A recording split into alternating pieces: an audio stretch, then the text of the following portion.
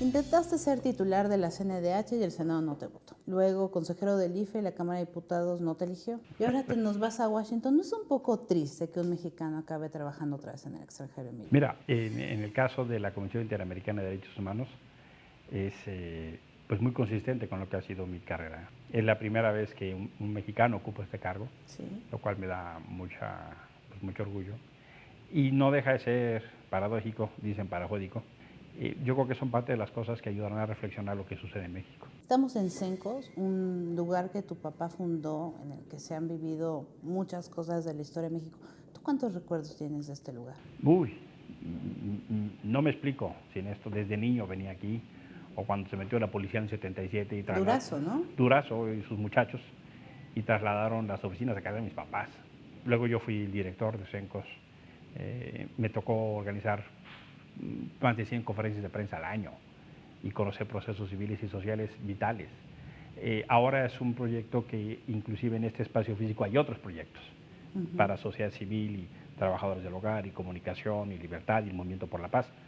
En esencia es un proceso de una apuesta a la construcción de ciudadanía desde la sociedad civil. Tú vienes de una familia de 13 hermanos. Fuimos 15. 15. Murió la primogénita y quedamos 14. ¿Qué te da vivir en una familia así? Mira, la lógica de la solidaridad viene de mi familia, la lógica de compartir, la lógica de la cultura del esfuerzo, aprender a valorar el trabajo de los demás. Yo vengo de un entendimiento familiar donde éramos tantos que hacíamos asambleas familiares, ¿no? ¿Aprendiste a negociar en tu familia? Un hermano, un voto, era el principio. Yo soy el 12, soy el último de los hombres.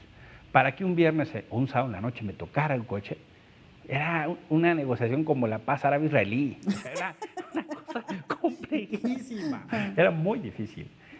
Una regla de mucho amor, unos padres muy cariñosos, muy congruentes y que asumieron las consecuencias de sus decisiones a la luz de su fe y a la luz de su amor. Hubo momentos de mucha precariedad en casa, a veces amenazados también, y eso nos unió.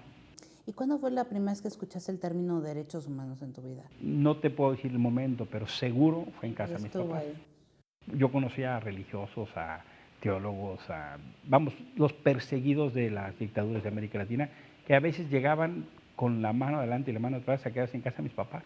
Dedicarte a los derechos humanos implica vivir de cerca el dolor. ¿Cómo le haces personalmente para lidiar con eso y mantener el sentido del humor?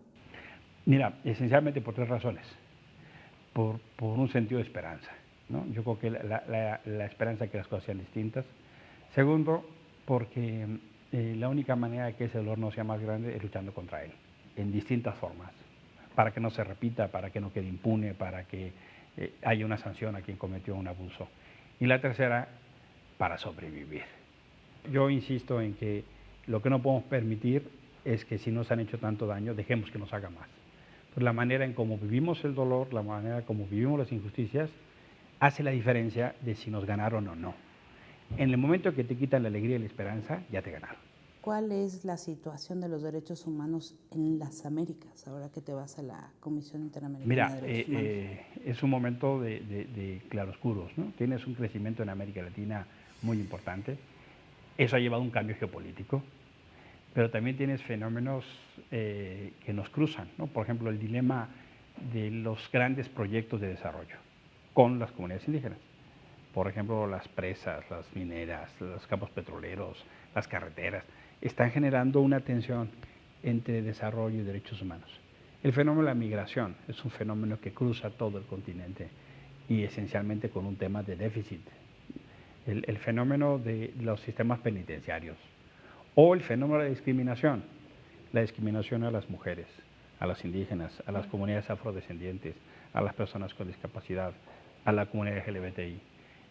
Se está empezando a asumir eso como una agenda de derechos humanos en el continente, afortunadamente. El tema de la política pública empieza a asumirse como tal, pasar de casos a causas, el tema de generar una condición, por ejemplo, para asumir nuevos temas. No son nuevos problemas, pero son nuevos temas. La trata de personas, por ejemplo, que es un fenómeno muy presente. Y también un tema que es un desafío muy importante en las Américas es la universalización del sistema. O sea, que todos los países del continente se adhieran a las convenciones. Esa es parte de las tensiones que existen entre América Latina y Estados Unidos y Canadá. Le reclaman a Estados Unidos y Canadá, como ustedes nos dicen, si no han Ustedes firmado no. la competencia de la Corte, por ejemplo. Claro. ¿Qué has aprendido de Jesús, tu hijo? De Jesús he aprendido ver la vida distinta. Jesús es un chiquito que es una enseñanza de amor cotidiano. Jesús tiene un trastorno de desarrollo con el espectro autista y me ha ayudado a entender con paciencia, con prudencia y con amor. Cuando yo me quiero enojar porque me desespero, me dice, no me hables feo, no me regañes. Y me lo dice con una sonrisa. Uy, me desbarata. Yo a Jesús le debo ser una persona más paciente, le debo ser una persona que busque en el amor a su hijo la manera de educarlo. Gracias, hermano. Sí. Y ustedes no se vayan, que seguimos esta entrevista en internet y lo estoy esperando en vivo para contestar todas sus preguntas en Twitter.